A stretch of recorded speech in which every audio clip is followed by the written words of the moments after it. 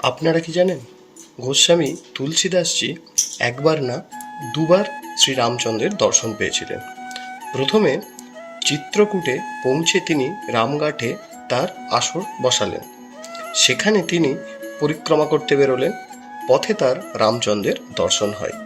তিনি দেখেন যে অতি সুন্দর দুই রাজকুমার ধনুর্বাণ হাতে ঘোড়ায় চড়ে যাচ্ছেন। তিনি তাদের দেখে মুগ্ধ হয়ে যান, কিন্তু চিনতে পারেন না।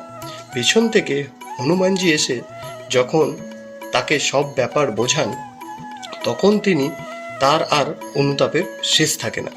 হনুমানজি তাকে সান্ত্বনা দিয়ে বলেন, প্রাতঃকালে আবার তিনি শ্রীরামচন্দ্রের দর্শন পাবেন।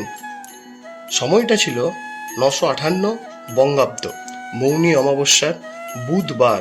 ভগবান শ্রীরামচন্দ্র আবার তুলসীদাসের সামনে আবির্ভূত হন। তিনি বালক রূপে তুলসীদাসের সামনে আসেন। এসে বলেন, বাবা, আমায় একটু চন্দন দাও তো।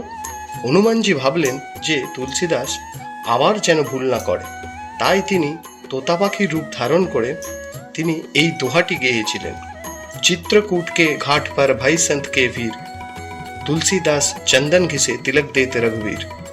তুলসীদাসজি বুঝতে পারলেন যে আমার সামনে যে বালক উপস্থিত হয়েছেন তিনি আর কেউ নয়, শ্রীরামচন্দ্র।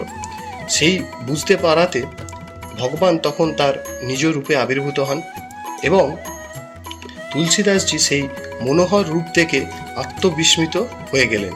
ভগবান শ্রীরাম প্রথমে নিজে চন্দন ধারণ করলেন এবং পরে তুলসীদাসজিকে কপালে সেই চন্দনের ফোঁটা দিয়ে অন্তর্ধান করলেন।